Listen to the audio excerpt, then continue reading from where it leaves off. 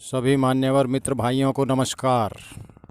भाइयों, आज का विषय होगा कर्म का फल, कर्म का प्रभाव और कर्म का परिणाम।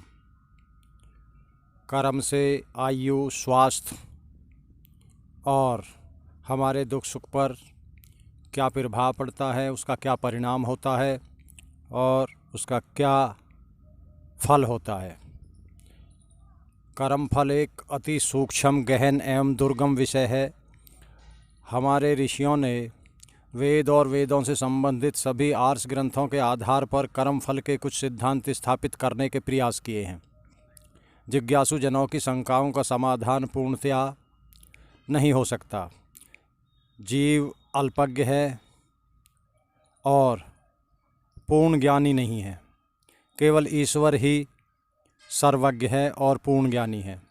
वही जानता है कि जीवों को अनेक कर्मों का फल कब, कैसे और कहाँ, किस रूप में देना है। स्वामी दयानंद सरस्वती जी ने आर्यो दश रत्नमाला में कर्म की परिभाषा बड़े ही सुंदर ढंग से की है। जीव आत्मा, मन, वाणी और शरीर से जो चेष्टा विशेष करता है उसे कर्म कहते हैं। जो सुख दुख जीव भोगता है वह उसके कर्मों का फल है। ऋषि पतंजलि जी ने योग दर्शन के द्वितीय पाद में कर्म फल का सूत्र देते हैं कि सति मूले तद्विपाको जात्यायुर्भोगः।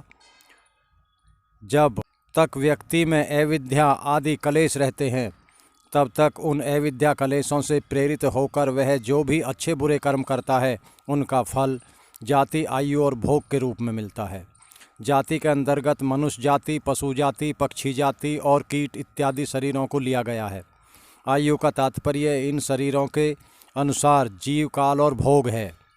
इन शरीरों के अनुसार भोग पदार्थ अर्थात घास, अन्न, फल, सब्जियां, मांस आदि खाद्य पदार्थ और घर की अन्य सुख सुविधाओं की सामग्री का उपलब्ध होना है।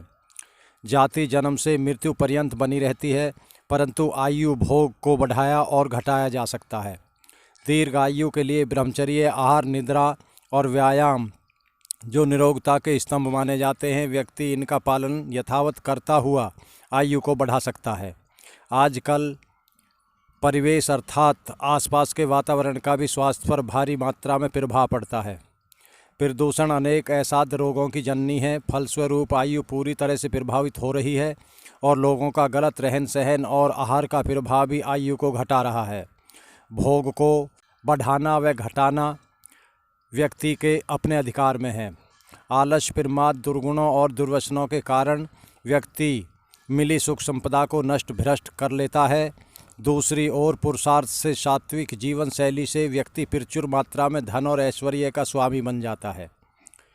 दर्शन शास्त्रों में कर्म के फल के साथ कर्म के परिणाम और प्रभाव को भी अत्यंत महत्वपूर्ण समझा है।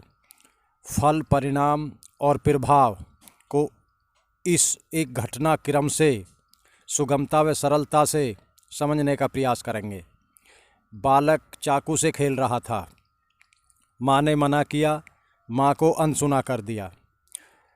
चाकू से उंगली कट गई और पास खड़ी बहन बहते रक्त को देखकर रोने लगी। रोने की आवाज़ सुनकर माँ दौड़ी आई और आते ही बालक को चांटा मारा। इस घटनाक्रम में विशेष 3 क्रियाओं, उंगली का कटना, बहन का रोना, माँ का बच्चे को चांटा मारना को लेकर विशेषण करें तो चाकू से उंगली का कटना कर्म का परिणाम है, पास खड़ी बहन का रोना प्रभाव है और माँ का बालक को चांटा मारना कर्म का फल है। कर्म की निकटतम प्रतिक्रिया परिणाम है और परिणाम को जानकर जो मानसिक सुख दुख, भय और शिक्षा का मिलना वह प्रभाव है। कर्म का फल केवल कर्म करने वाले को ही मिलता है, अन्य को नहीं, जबकि कर्म का परिणाम और प्रभाव अन्यों पर होता है।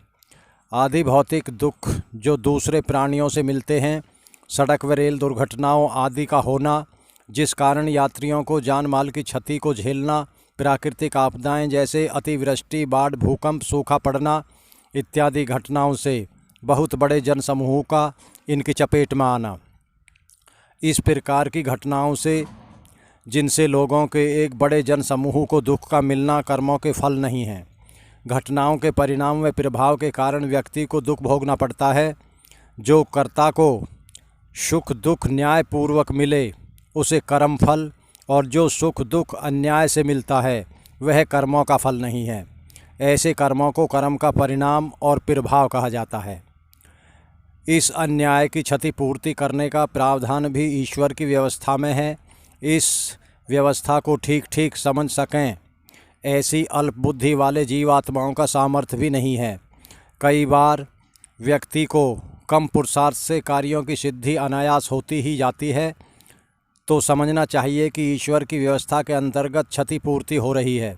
इस क्षतिपूर्ति को लोग अपनी मोटी भाषा में प्रायः कहा करते हैं कि ईश्वर जब भी देता है छप्पर फाड़ कर देता है। जीवात्मा कर्म करने में स्वतंत्र है, कर्म करने में कर्ता स्वतंत्र है। कर्ता कहते ही उसे हैं जो कर्तुम अकर्तुम अन्यथा कर्तुम, चाहे तो करे चाहे तो न करे अथवा विपरीत करे। कर्म फल भोगने में जीवात्मा परतंत्र है।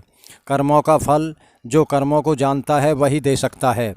एक चोर ने एक धनी के यहाँ चोरी की। यदि ऐसा माना जाए कि चोर ने धनी को उसके किसी पूर्व कर्म फल दिया है तो यह न्याय संगत नहीं है और वैदिक सिद्धांत के विरुद्ध है, क्योंकि चोर धनी के कर्मों को जानता नहीं है।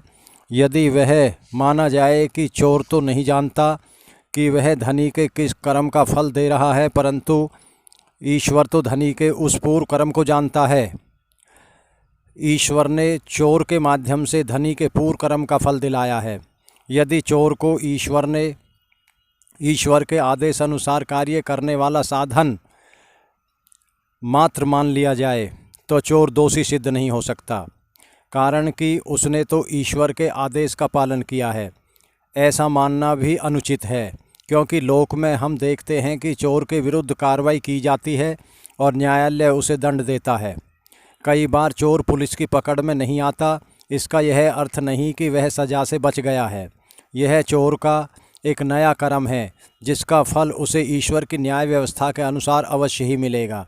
न्यायाधीश के आदेश अनुसार जल्लाद किसी अपराधी को फांसी पर चढ़ा देता है तो जल्लाद को उसकी हत्या का दोषी नहीं माना जा सकता।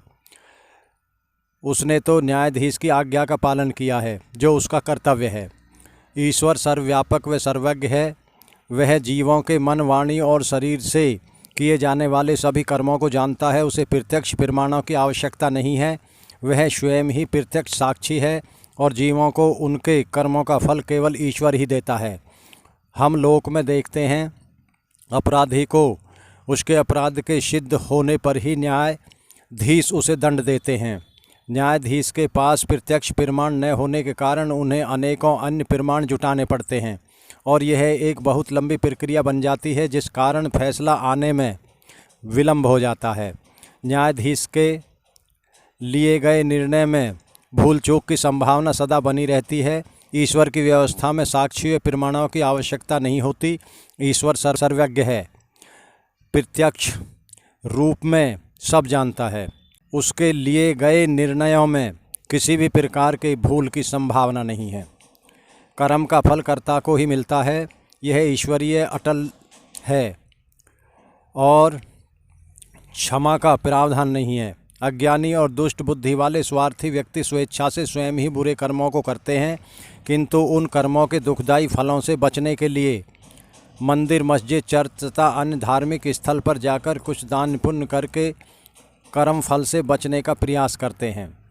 कर्म मतांतरों के धर्माधिकारी और आजकल के तथाकथित पंडे, पुजारी, बापू, बाबा, लोग महाराज आदि इन लोगों को किए गए पापों से बचने के लिए क्षमा याचना करना, तीर्थ यात्रा, पवित्र नदियों में स्नान करना, चर्च में पादरी के सामने कन्फेशन करना आदि से पाप नष्ट हो जाते हैं। यदि ऐसे सरल उपायों से पाप क्षमा होने लगें तो जो लोग पाप कर्म नहीं करते वे भी करने लग जाएंगे और पाप कर्मों की वृद्धि होगी। पाखंडी बाबा लोग अपने भक्तों से पुरस्चरण करवाकर भारी मात्रा में धन का हरण करने में तनिक भी संकोच नहीं करते। एक भक्त खाना बना रहा था। बिल्ली बार बार परेशान कर रही थी। भक्त ने चूल्हे से जलती लकड़ी खींची और उसे बिल्ली के ऊपर दे मारा। बिल्ली वहीं ढेर हो गई। मरी बिल्ली को देखकर भक्त घबराया हुआ पौंगा पंडित के घर पहुंचा। घटनाक्रम सुनकर पंडित जी ने एक सोने की बिल्ली बनवाकर पश्चाताप के लिए दान करने का उपाय बताया। ऐसे पाखंडी बाबा लोग स्वार्थ बुद्धि होते हैं। वे अपने स्वार्थ करने के अतिरिक्त दूसरा कुछ भी नहीं मानते। वैदिक सिद्धांत के अनुसार कर्म और फल अन्योन्याश्रित है। फल भोगे बिना कर्म शांत नहीं होता। धर्मशास्त्र के अनुसार अश्वमेध भोक्तव्यम कृतम कर्म शुभाशुभम, अर्थात किए गए कर्मों का फल तो मनुष्य को अवश्य ही मिलता है। ईश्वर के पास न तो कागज़ है और न ही किताब है, पर सबके कर्मों का हिसाब रखता है। धन्यवाद भाइयों।